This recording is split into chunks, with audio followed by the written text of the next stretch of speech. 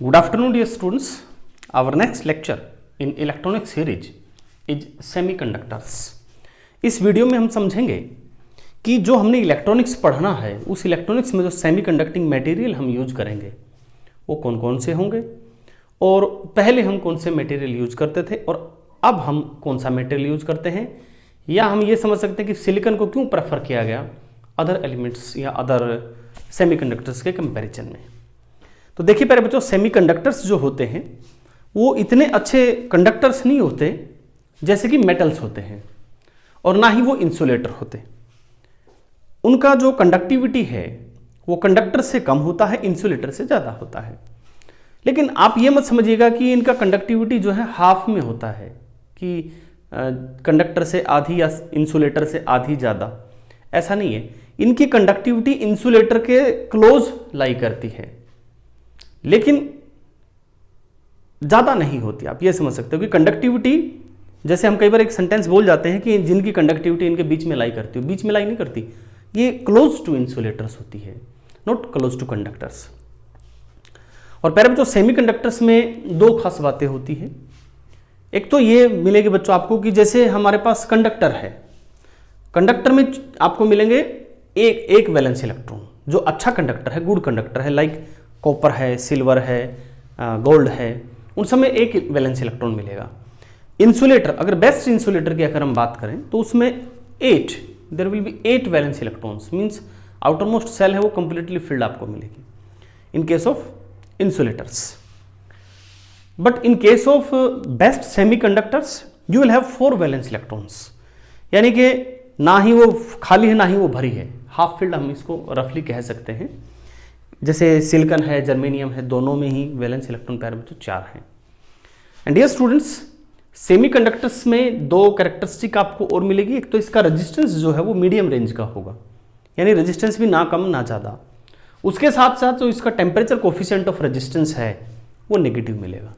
इसका अर्थ ये हुआ बच्चों नेगेटिव मिलने का कि अगर आप टेम्परेचर बढ़ाते हैं तो सेमीकंडक्टर्स का जो रेजिस्टेंस है वो घटता है, जबकि आपने देखा होगा कंडक्टर्स का जो रेजिस्टेंस है वो टेम्परेचर बढ़ाने से बढ़ता है।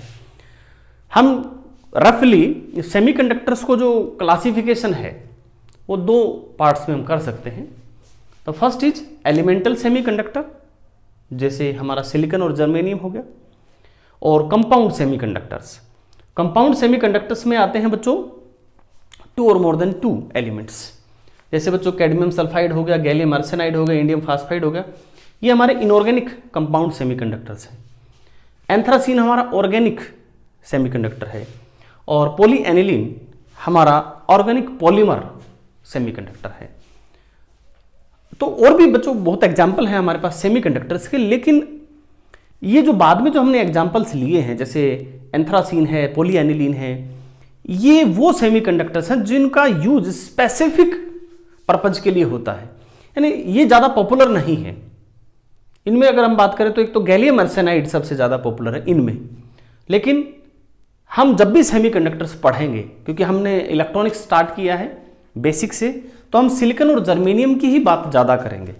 हालांकि बिहेवियर इनका भी इन्हीं की तरह है, बेसिक जो बिहेवियर है इन सारे सेमीकंडक्टर का वो भी इसी की तरह है, लेकिन प्यारे बच्चों पॉपुलर यही दोनों हैं, और हम हमारी जो स्टडी है उनको भी यहीं पर रिस्ट्रिक्ट करेंगे, बिकॉज इनका जो यूज है वो बिल्कुल स्पेसिफिक पर्पज में ही होता है, जनरल इनका यूज नहीं।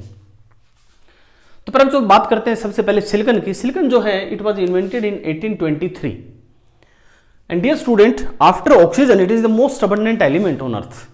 इतना ज़्यादा प्रचुर मात्रा में ये अर्थ पर अवेलेबल है ऑक्सीजन के बाद। और हम देख सकते हैं कि जो हमारा रेत होता है, जो मिट्टी होती है, वो सिलिकॉन डाइऑक्साइड होता है, और by using some chemical methods हम सिलिकॉन डाइऑक्साइड से सिलिकॉन बना लेते हैं। तो देखिएगा रॉ मटेरियल क्या है सिलिकॉन का, वो मिट्टी है, और उससे हम सिलिकॉन जो है उसको प्योर हाईएस्ट प्योरिटी तक लेके जाते हैं। देखिए प्यारे बच्चों, जो वर्ड मैंने बोला highest purity, it's very important. Why it's important? Because अगर हमें सेमीकंडक्टिंग मटेरियल बनाना है तो ये हमारी फर्स्ट या टॉप प्रायोरिटी होती थी, और अभी भी है, कि ये एक ऐसा मटेरियल होना चाहिए जो बिल्कुल एक हाई लेवल ऑफ प्योरिटी तक हम उसको रिफाइन कर सके with the help of chemical methods. Silicon को आज आप बहुत हाई लेवल तक प्योरीफाई कर सकते हैं, यानी उसमें कोई इंप्योरिटी नहीं होना चाहिए सिलिकॉन मटेरियल में। लेकिन बच्चों शुरू में ऐसा पॉसिबल नहीं था। देखिए आपकी सिलिकॉन 1823 में इन्वेंट हुआ, लेकिन काफी समय तक, अब देखिए 1954 में पहला सिलिकॉन ट्रांजिस्टर बना। अब देखिए 100 साल से ज्यादा लगे।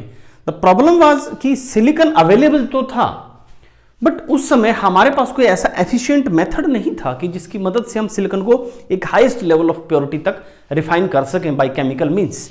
वो शुरू में नहीं था। और आज के अगर टाइम की बात करें तो आज तो पैरा बच्चों सिलिकॉन के बिना आप सोच सकते हैं कि सिलिकॉन के बिना ना ही कोई सेलफोन पॉसिबल है, ना ही कंप्यूटर पॉसिबल है, ना ही हमारी इलेक्ट्रॉनिक्स पॉसिबल है।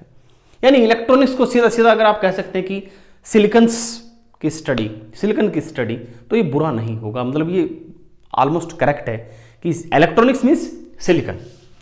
इवन आपने देखा होगा अमेरिका में एक शहर का नाम भी क्या है, सिलिकॉन वैली, क्योंकि वहां सारा इलेक्ट्रॉनिक्स का ही काम होता है, रिसर्च एंड डेवलपमेंट का।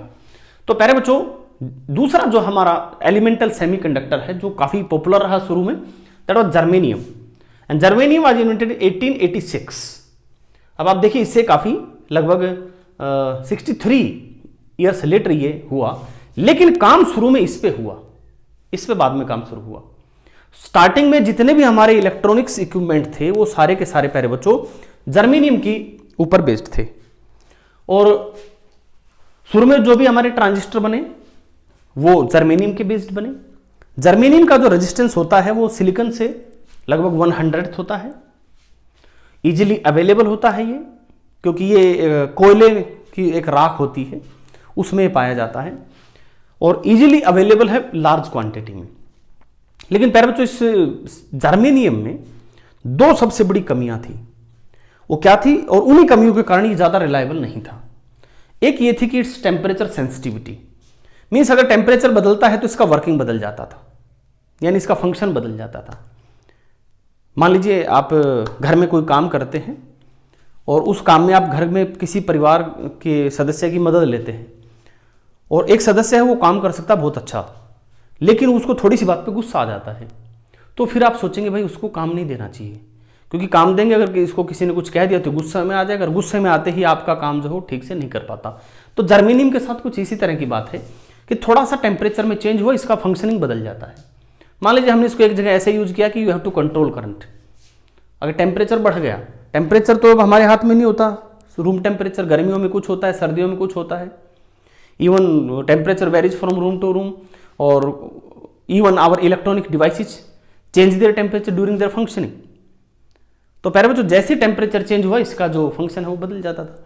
तो मान लीजिए हमने इसको एक टास्क के लिए यूज किया जर्मेनियम को कि we have to supply 0.2 milliampere of current, and after few minutes say the temperature of this germanium equipment increases, so it will supply 0.3-0.4 milliampere of current. तो वो जो हमारा device है वो उस तरह से काम थोड़ी करेगा जैसे हम उससे एक्सपेक्ट करते हैं। सो डियर स्टूडेंट, ये एक सबसे बड़ी इनके साथ समस्या थी। दूसरी समस्या थी रिवर्स करंट। तो ये आप थोड़ा सा आगे जाके पढ़ेंगे कि what do we mean by reverse current और इसके क्या क्या डिसएडवांटेजेस होते हैं। आप इसको एक एग्जाम्पल के रूप में समझ सकते हैं, जिसका नाम है रिवर्स करंट। जैसे आपके पास साइकिल का टायर होता है, तो साइकिल के टायर में हवा डालने के लिए एक वाल होता है। तो जब हम उस वाल के थ्रू उसमें से हवा पास करते हैं तो क्या होता है बच्चों, हवा उसमें अंदर चली जाती है लेकिन बाहर नहीं आ पाती। यही वाल का फंक्शन होता है, to work in a unidirectional way. तो एयर उसमें अंदर चली जाती है, बाहर नहीं आती। अगर मान लो उसमें से एयर बाहर आने लगे तो फिर तो आपका कोई वो वाल का पर्पज ही खत्म हो गया। तो same is the story with germanium. हमने जर्मेनियम को लगाया एक जगह कि भाई ऐसा है, आपको करंट इधर फ्लो करना है, इधर वापस फ्लो नहीं करना, लेकिन इसमें वापस करंट फ्लो करने लगा, तो दैट वाज नॉट सूटेबल। तो ये सबसे बड़ी दिक्कतें थी और ये जर्मेनियम के साथ बात आज तक भी है। फिर प्यारे बच्चों एक मेथड डेवलप हुआ, केमिकल मेथड डेवलप हुआ, जिसमें हमने जो सिलिकॉन के साथ जो सबसे बड़ी दिक्कत थी कि वो एक हाईएस्ट प्योरिटी स्टेट में हमें मिल नहीं रहा था। 1954 से जस्ट पहले हमें केमिकल ऐसा एक मेथड मिला जिसकी मदद से हमने सिलिकॉन को प्योर स्टेट में प्राप्त किया। और जैसे ही हाईएस्ट डिग्री ऑफ प्योरिटी पे हमें सिलिकॉन मिला, हमने तुरंत जर्मेनियम को रिप्लेस कर दिया और फिर हर जगह बच्चों सिलिकॉन के ट्रांजिस्टर्स बनने लगे, सिलिकॉन के इलेक्ट्रॉनिक इक्विपमेंट्स बनने लगे। तो ये जो दोनों समस्याएं जो जर्मेनियम के साथ थी वो हमारी 1960 और 65 आते आते जर्मेनियम को सिलिकॉन ने पूरी तरह से रिप्लेस कर दिया। हालांकि जर्मेनियम में समस्याएं हैं, फिर भी कुछ स्पेसिफिक पर्पज में, देखो मैं फिर कह रहा हूं कि not general, for specific purposes में आज भी जर्मेनियम को यूज किया जाता है।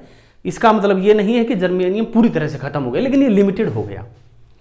फिर प्यारे बच्चों आगे की स्टोरी क्या चलती है कि सिलिकॉन के बाद हम आगे बढ़े, जैसे जैसे हमने कंप्यूटर्स डेवलप किए, सेलफोन्स डेवलप किए और दूसरे इलेक्ट्रॉनिक इक्विपमेंट्स डेवलप किए, वहाँ एक चीज़ की और मांग बढ़ने लगी, दैट वाज स्पीड।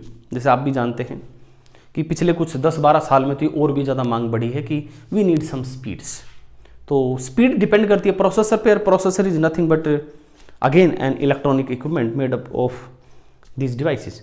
तो प्यारे बच्चों फिर सिलिकॉन का एक ऑप्शन हमने तलाशना शुरू किया, that was gallium arsenide. Inorganic semiconductor means our compound semiconductor gallium arsenide. तो गैलियम आर्सेनाइड कैसा था प्यारे बच्चों? गैलियम आर्सेनाइड में जो स्पीड थी वो हमारी 5 टाइम्स थी सिलिकॉन से, स्पीड ऑफ ऑपरेशन। तो 5 टाइम्स स्पीड्स तो काफी ज्यादा होती है। बट अब देखिए 1970 में पहला गैलियम आर्सेनाइड बेस्ड ट्रांजिस्टर बनाया गया और इसकी स्पीड मैंने कहा 5 टाइम्स थी। लेकिन फिर भी गैलियम आर्सेनाइड के साथ आज भी 2 दिक्कतें हैं। सबसे पहली दिक्कत क्या है कि मोर डिफिकल्ट टू मैन्युफैक्चर। इसकी मैन्युफैक्चरिंग आज भी डिफिकल्ट है, यानी इसको प्योर करना बहुत मुश्किल है और उसके कारण से फिर क्या है, ये बहुत महंगा है। ठीक, अब हालांकि इसमें 5 गुना ज्यादा स्पीड होने के बावजूद मैन्युफैक्चरिंग भी इसकी मुश्किल है और महंगा भी है। फिर भी इंटेल जो है आज भी सिलिकॉन पे ही भरोसा करता है। इंटेल की जो हमारी प्रोसेसर की नई सीरीज चली हुई जैसे i3, i5, i7 इस तरह, उसमें आज भी बच्चों सिलिकॉन ही यूज हो रहा है, गैलियम आर्सेनाइड यूज नहीं हो रहा, क्योंकि इसके साथ एक रिलायबिलिटी इशू भी है। अब आप देखिएगा सिलिकॉन का एक आप लैपटॉप ले आइएगा जिसमें इंटेल का प्रोसेसर है, या कोई भी एंड्रॉयड फोन है आपका उसमें भी सिलिकॉन ही यूज हो रहा है।